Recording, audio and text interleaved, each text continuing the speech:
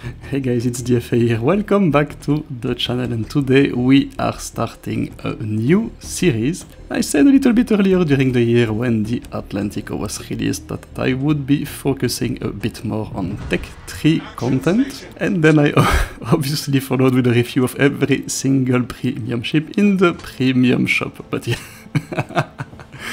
jokes aside, this is the first Tech 3 review that I'm going to make. And I decided to start with the German destroyer line. You will see why a bit later on in the video. And essentially what I wanted to do here is to provide you an overview of every single ship in the line from tier 6 to tier 10, their playstyle, how they differ from one another, how you should be doing with them, if you actually should consider keeping them or not. And at the end of the video I will be discussing the overall performance of the line, whether it's free to play friendly or not, and what you should be worried about when you actually start grinding it. So without further ado, let's start with the first one, the tier 6, the Ernst Gaede. And yes, what are you getting when you are getting the Gaede? Essentially you're getting a ship with a decent amount of hit points, a reasonable speed and decent amount of maneuverability. Amazing guns, you get 4 128mm guns with a very poor HE performance, but the AP is by far the best at tier 6, the best DPM of every single tier 6 destroyer. Unfortunately, that performance is not reflected in the torpedoes. The range is not great, a little bit below 7 kilometers. The damage is also not amazing, around 25,000 damage per sub if you manage to connect all of them. And as you will see now, yeah, with the limited range it's not super easy, but the reload is actually quite decent at 48 seconds, so DPM is actually average. And finally, you do not have any AA that is not usual of tier 6 destroyers. So yes, you guessed it, that thing is a destroyer killer. It's absolutely insane AP gun performance. You see it in action here. Means that you have to get forward. You have to get into objectives as quickly as you can, and you do get an engine accelerator and a sonar to survive these kind of situations.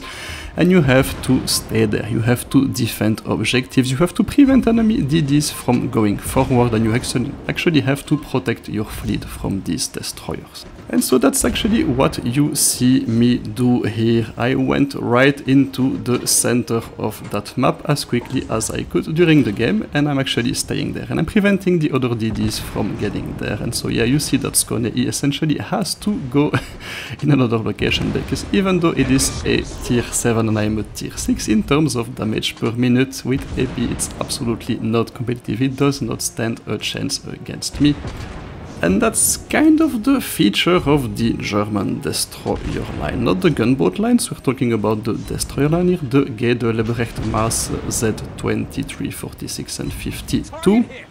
They're all excellent destroyer hunters with different variation, but still the motto and the philosophy remains the same. You get into objectives, you get as close as you can to the front line, and you punch enemy destroyers, and you can actually go for light cruisers as well. It's absolutely not a problem with these ships.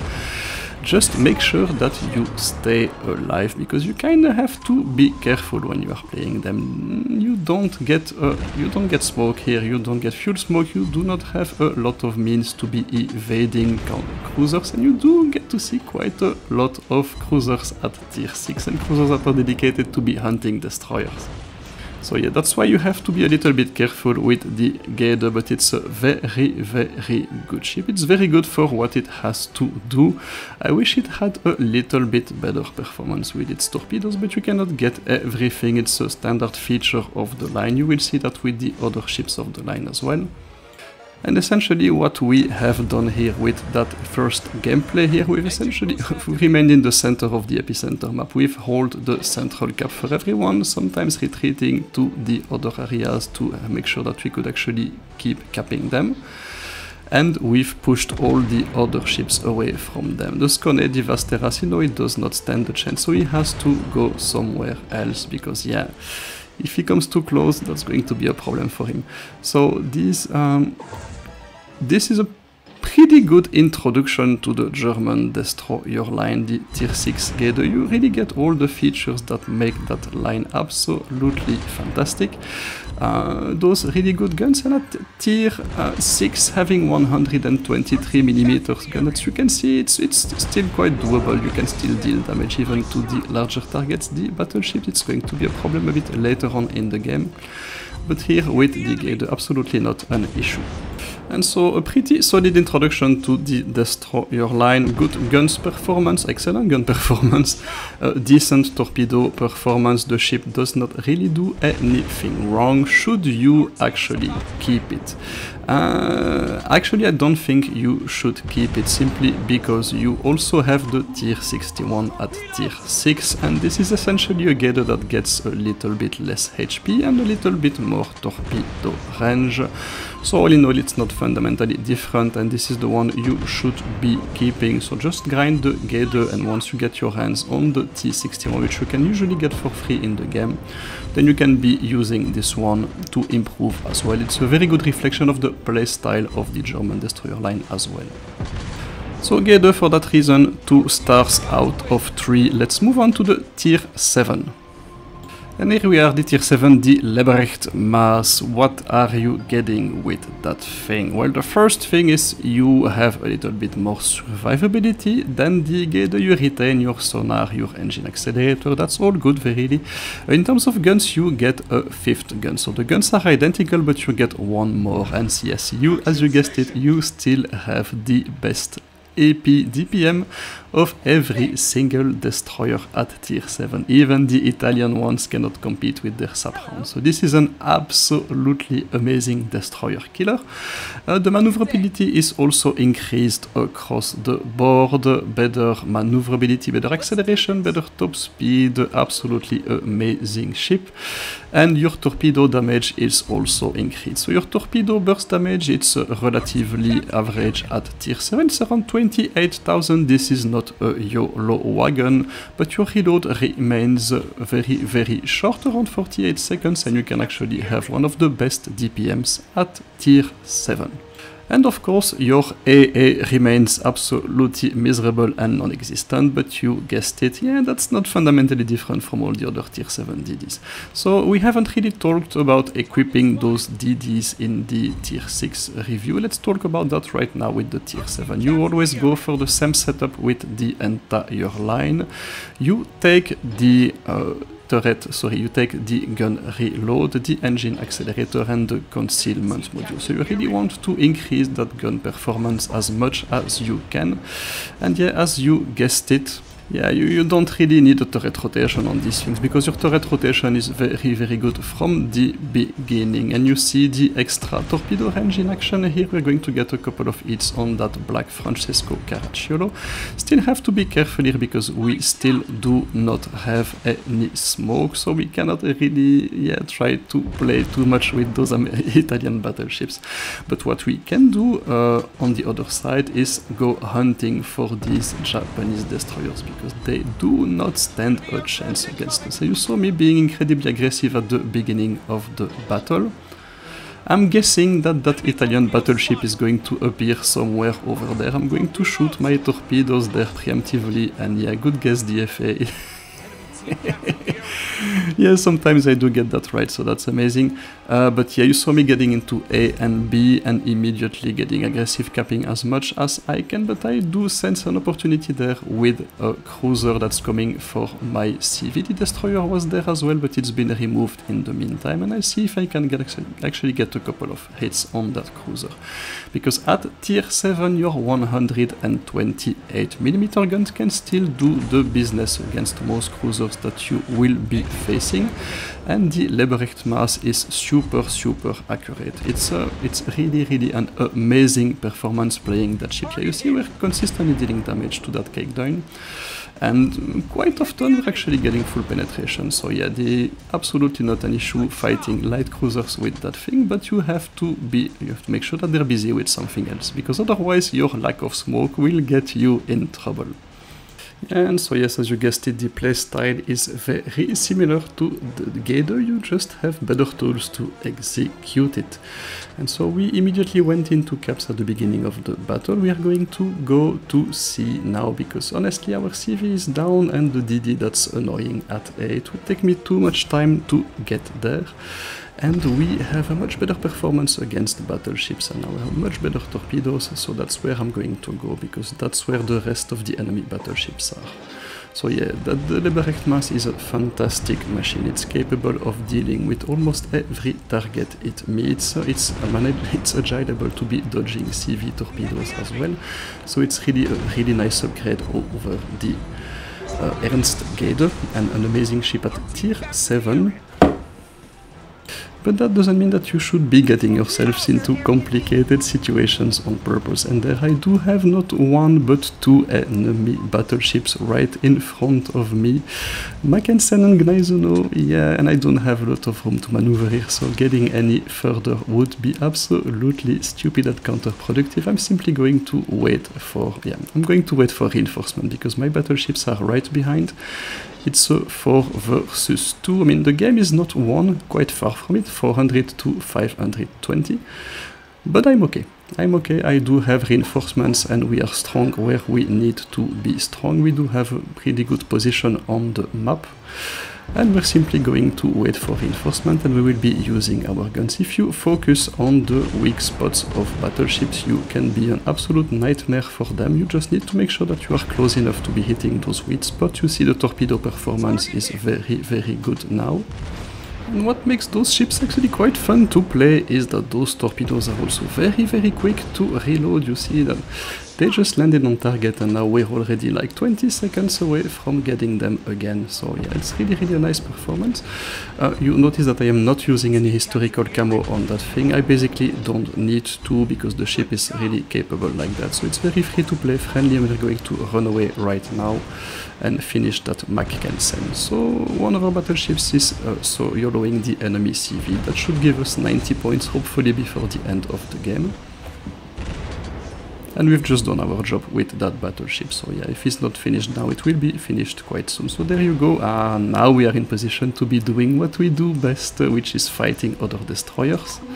Activating the sonar, you never know where that guy might have shot, but he's running away. I'm not going to chase him, I'm not going to fall into that trap. Instead, I want to secure the kill on that Gneisenau and help my team there, because if the battleship gets deleted, I will be in trouble. And you see again the amazing thing with that ship, it reloads super, super fast.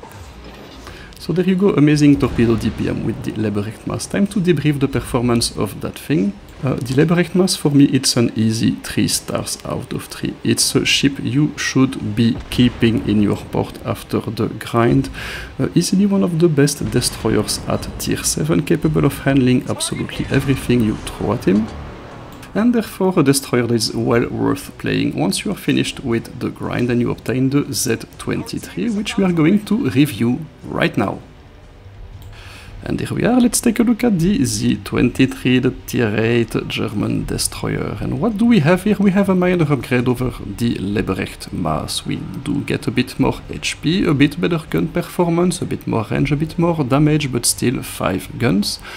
And we get a bit more torpedo performance, again a little bit small range increase and a small range increase in damage at the expense of maneuverability. The maneuverability is not as good as the tier 7, and unfortunately you still do not have a smoke. You do get a better sonar, but still no smoke, and that's a problem, because every single destroyer that you will be meeting at tier 8 has either a smoke or a fuel smoke and is able to run away from you, engage you in a way that is not really in your favor.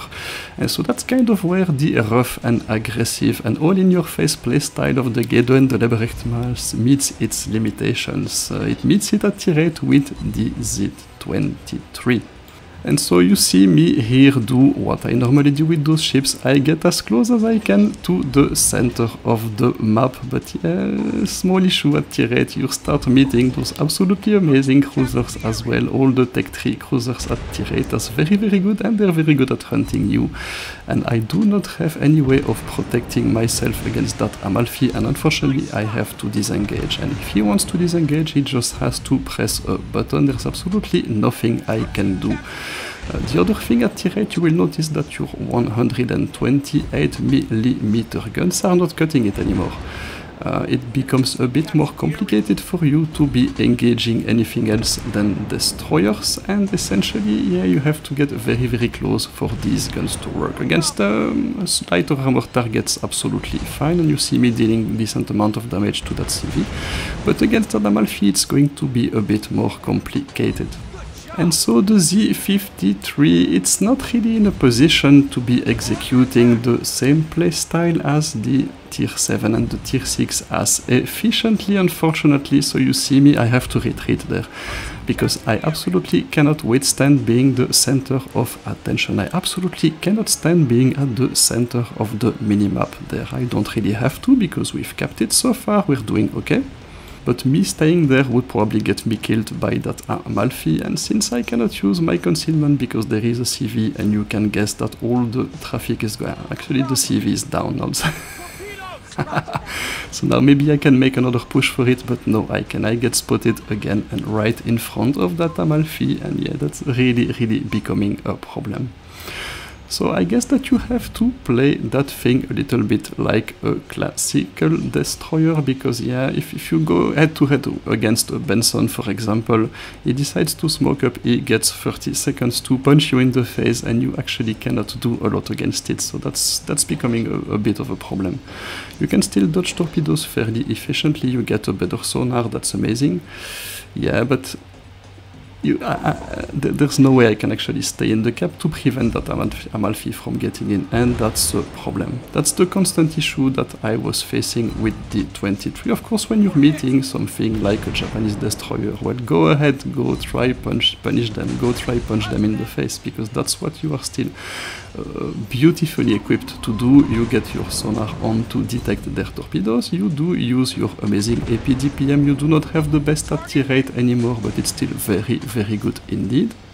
But yeah, the simple reality is that the Amalfi is still focusing me, and I absolutely do not have any solution to run away or to escape from him apart from disengaging, and that's what I actually have to do, because yeah, I'm losing simply too much HP, so unless that Kagero decides to do something stupid and follow me, yeah, and I had to give up the center. I had to give up the center of the map because I was simply not able to stay there. So yeah, it's a bit annoying to play the Z23. Hopefully that Kagero decides to continue pushing and do something silly. But yeah. Oh, he does, that's amazing. And this is where we shine. We're a bit further away from the enemy cruiser, and we can now actually do what we were meant to be doing, which is hunting other destroyers, and boy is that thing good at it. If they're not smoking up, he has left his smoke screen, then yep, we're fine, we're doing alright, don't worry about it. So the Z23, you have to play it a bit like a more traditional destroyer. You have to know what you're getting up against, because you will not be as dominant into the center of the map, or I would say you will not be as dominant when it comes to contesting important areas on the minimap. There you go, that Amalfi is gone, so thank you CV for taking him out, and now I can actually start doing what I do best, and we have 3 battleships on the enemy team, so I can actually behave like a regular battleship hunter. And yeah, that's where the increased torpedo performance is going to become a bit useful, as well as the increased range. Notice I am not playing it with the historical camo. This obviously would make me a much better destroyer, and I would probably be able to engage that Wujing if I had the historical camo and the extra torpedo range, but it's okay. We're still fairly capable as a destroyer. Unfortunately, we do not really have the burst damage to take care of these 2 battleships. It would take us at least 3 salvos to be deleting them, and yeah, that's That's the thing, you know, you get incremental improvement over the Leberecht Maass, but the competition really has moved on, and the Z23 is a little bit outclassed, in my opinion, by the other ships at the tier. So if I had to debrief it, I would give it something between 1 and 2 stars, because it's still a capable ship. You just have to accept the limitations of the playstyle now. I'm going to be a little bit rough because I didn't really enjoy playing it, and you will see what comes next, and it's actually much better. So the Z23, I would give it 1 star, and I would encourage you to sell it once you are done with the grind.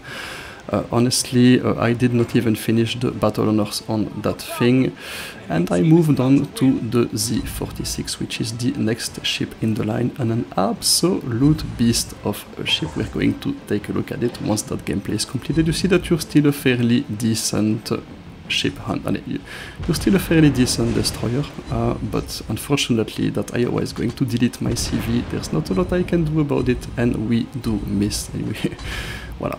That's where we actually lose the game, me being unable to contest the middle area of the map for too long. And yeah, that's the end of the verdict, I'm afraid, for the Z23. Let me move on to the next ship in the line, which is amazing. And here we are taking a look at the beast against a tier 10 matchmaking Minotaur, Seattle, Smolensk, quite a number of ships designed to be taking us down. Let's see what happens. So the Z46 tier 9 German destroyer line, it improves on the Z23 on a number of ways. The first one is you finally get a smoke. As you can see, you only get 1 smoke screen, but it's better than nothing, and that's going to give you the options that you are actually missing at tier 8. You're also getting a boost in maneuverability, speed and acceleration, so that ship is much more maneuverable and it's quite sensible from the previous one. You now get 6 guns instead of 5, an increase in the number of guns, and so that's also increasing your DPM, both HE and AP. The turret rotation gets increased from 15 to 22 degrees, so we're using the same setup on this one and the other ships of the line, the reload boost, acceleration and concealment. And speaking about the concealment, it's also improved from the Z23, from 6.8 kilometers to 6.5, so yeah, small increase there as well. Torpedo performance, also the damage and the range is increased. As you can see, absolutely not a problem to be targeting ships that are a little bit further away. But yeah, bot hunting, that's not really what we should be doing. I'm only taking him out because I absolutely want to remove him, because I don't want him to keep me spotted all the time, because those things are super annoying for that. You're still getting the 128mm guns, so yeah, if you manage to hit the weak spots of battleships, they can actually be quite decent. But that ship is designed to be hunting everything that comes in front of it. And it does have a little bit of a surprise. If you look closely at the ship, you see that the 6 guns, you have 1 turret facing forward and 2 turrets facing backwards. And so what that concretely means is, if you look in that kind of engagement, I'm not super good at attacking frontally. I have to get other ships to, I either have to show full broadside, or I have to get other ships to follow me, and that's where that ship can actually get very good. If you manage to get yourselves into one of that scenario, you are a very small target, a very nimble target, and you can put 4 guns on target with an amazing performance. Yeah, because as you guessed it, this is a German destroyer, and your AP DPM is actually best in class at tier 8. Only the Friesland is doing a bit more, but yeah, as you know, the Friesland does not have any torpedoes, and you're in a pretty good situation to be dealing with them. So there you go, we managed to float that Soyuz, and we don't finish it with the guns, but now we do have a cruiser following us, and this is where the Z46 absolutely shines. Try to get into scenarios when you can actually get the enemy team to follow you, just like you would, for example, with the tier 6 cruiser, the Nuremberg. Yeah, because not only do you get those 4 guns facing backwards, you're also pretty quick. You can disengage on wheel. The torpedo range is actually fairly decent. Again, I am not using the ship with any historical camo whatsoever, and I'm pretty fine actually.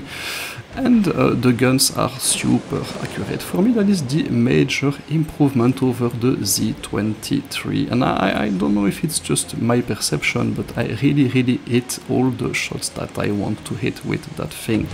If I miss, it's because I'm not aiming correctly. But yeah, you see there are 5 shots on that Seattle, and most of them actually dealt quite a lot of damage. So yeah, it's a very capable range fighter. You don't necessarily have to get close to your targets to engage. As long as you're aiming correctly, you will be hitting it. And obviously you're a destroyer, so you're a super small target, you're fairly maneuverable. We could be kiting like that all day long, and that poor Seattle would not stand a chance, unfortunately for him. Yeah, we could be doing this forever, but the reason why I'm doing this for so long is because I want to weaken him as much as I can before I decide to YOLO him. Remember, the burst damage of German destroyers, the torpedo burst damage, it's not super high, it's only 30,000, 31,000 here. So concretely, with its torpedo resistance, I should be, if he has between 20 and 25,000 HP, I should be able to finish him if I get close enough. But if I miss one torpedo, I'm going to be in trouble, because there he will be able to take some revenge. So I want to weaken him as much as I can before I decide to turn around and YOLO him, and you still keep the amazing reload of German torpedoes. So you're able to shoot quite a lot. I'm able to distract him quite often. You see that my HP is it's almost complete, and and is actually going down. So yeah, this Z46, it's an absolutely fantastic machine, and it's time to finish him. Now it's time to finish him. This is where we're going to be using our smoke. Obviously, you use your smoke for whatever you want to use it. Here, what I'm going to do is I'm going to get in a position to be shooting torpedoes at him at super close range, and that's where I activate my smoke screen. It's going to deactivate it because it does have sonar, it does have radar, but it's going to distract him long enough for me to be able to put my torpedoes on target. And sure enough, this is how you deal with those kind of ships in a Z46. So it's an absolutely brilliant machine, able to engage at range, able to engage up close. The 2 rear turrets means that if you have to take that into account when you play it, you have to get into those engagements, try to bait opponents into following you, because that's where you will get the upper hand, but generally speaking you can be very aggressive with it and engage. I'm absolutely not worried about running towards that Smolensk. By the way, we're going to be hitting him as well. Concretely, for me, the Z46, it's a 3 stars out of 3. Very easy ship to play, very good. A ship that I recommend that you keep in your hangar even after you're done the battle honors, because it's a very capable one. And yeah, let's see how we handle that Smolensk, by the way. So here I have to show a bit of roadside to get on target, but you see it's absolutely not a problem putting shells into him at that range, and even if it starts dodging, absolutely fine. We're dealing full damage all the time, and we can finish it. Z46, fantastic machine. Let's take a look at the tier 10. And here we are, finally we have reached tier 10, and we're taking a look at the Z52 that you will actually see here with the space camo, and that's why I decided to grind the line. On my main account I managed to get one of these camos in one of those free crates that you get in an event, and sure enough, why not take a look at the line. Essentially what you are getting with the 52 over the 46, you're getting a bit of an upgrade in hit points. Maneuverability is comparable, you accelerate a bit better but are a bit less maneuverable, but you will not really notice it. The gun performance is slightly improved, and you see here that now the 2 turrets are at the front of the ship and not at the back, so you can be a lot more aggressive with that thing than you would have been, for example, with the 46, where you cannot really engage head-on because you're only using 2 guns. Here you have 4. but you have to be a little bit more careful. You have to be a little bit more careful because your gun performance it's not as good as it was in the lower tier. I'm not saying it's bad, I'm just saying that there are ships out there that can outgun you, the 42, Marceau, etc. You have to watch out for these ships and engagements, but generally speaking, you remain an absolutely amazing destroyer hunter, and you also have a legendary module to go with it. And what does that legendary module do? It's going to make your torpedo handling even more German. What that means is it will reduce the damage of these torpedoes by 4%, but it will increase the speed by 12%, putting it well over 70 knots. Absolutely amazing. And it will also decrease the reload. So you essentially reload every 40 seconds or something like that. So yeah, you're really in a position to be spamming torpedoes all the time and at pretty long range, because your range is actually close to 9 kilometers now, especially if you're using some kind of a camo as I am now. So you see me spamming torpedoes all the time here, but I'm not engaging, I'm retaining my concealment. Your concealment is also still pretty good, by the way. The Z52, it's a nice conclusion to the line, and in case you haven't noticed, you're also getting a second smoke, so it gives you a lot more versatility in the way you can actually engage targets, because yeah, you can be a little bit more aggressive with that thing, you can engage a little bit more head-on, so that's why that thing is actually a pretty good ship as well. Yeah, it will require a very aggressive playstyle, and that's what I like about the line, to be honest. So here I finally get spotted, because yeah, there's not a lot I could have done here, to be honest. Engaging that Hindi and Montana head-on would have been a little bit stupid, but I've shot torpedoes. I'm going to use my CV as bait. I could have used one of my smoke screen to keep him protected, but he was not moving, and to be honest, even in a smoke screen, a CV that's not moving, it's not very it's not going to keep him safe for too long. This is where the 52 shines. We have 4 ships right in front of us, almost all the enemy team, while the rest of my team is actually capping the base. So yep, it's absolutely amazing that Hindi. Sorry, that gearing we're going to engage, and you see that now all my guns are facing forward, so I can be a lot more aggressive against those things, using the sonar to get the upper hand in the engagement and the smoke to keep me safe from the ships behind it. And I can actually present my smaller profile to that ship and still taking down, because yeah, the AP DPM on that thing is absolutely superb. The maneuverability, it's still pretty good. Now we have Shimakaze in front of us. Torpedoes are already reloaded. When you have to engage that thing, yeah, you have to be very careful, because as I said, it reloads super quick, especially with the legendary module. And you see that engaging destroyers absolutely not a problem as well. So I'm not going to stay too long right in front of that Hindi. I'm going to... I have to exit the cap there. I have to stop bleeding hit points, because that Hindi will take me out absolutely no problem, but I'm still in a position to be firing and taking that Shimakaze out, because that's what you do with that thing. You absolutely destroy other DDs. And you see the reload, I'm already able to fire on that Hindi. He was probably not really expecting it. The smoke screen is almost reloaded, so yeah, I'm not really in a position to be facing him, but I received the support of the rest of my team, and so we've managed to grind down the enemy team. We've lost a couple of hit points to that Hindenburg, but yeah, well, what can we do? There is only so much we can do, right? Taking out the Shimakaze, and that Hindu is finally flooded. And yeah, wow. What a sequence, what a sequence. This is why those ships are super fun to play, to be honest. They're really good. And we've essentially done a good job. We've weakened the enemy team so much that we are in a position to be charging against to recapture our base. And so yes, you're getting an idea of the playstyle of that thing. It's all aggressive, it's in your face, but you do have the option to be playing it like a more traditional destroyer, especially if you're using the legendary module, which I absolutely recommend that you do. Time to debrief that thing. With the legendary module, 3 stars out of 3. It's a really great machine, very capable destroyer at tier 10. You just have to account that you do have a bit more competition than at tier 9, to be honest.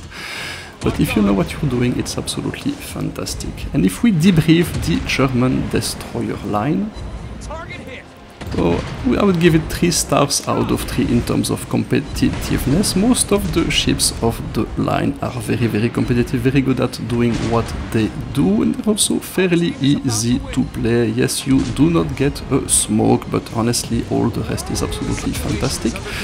Free to play friendliness, also 3 stars out of 3. You really do not need historical camos with those things. You do not need a high level commander. You don't have to spend a lot to play these ships, honestly. It's a very free to play friendly line as well. Yeah, and so yeah.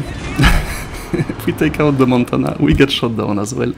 And that concludes my review of the German destroyer line. I hope you've enjoyed it, learned a couple of very interesting things. If you want to see more of this, let me know in the comment section. Don't forget to like the video, and hopefully we will see you soon. Stay safe, take care. That was DFA signing out. Bye bye.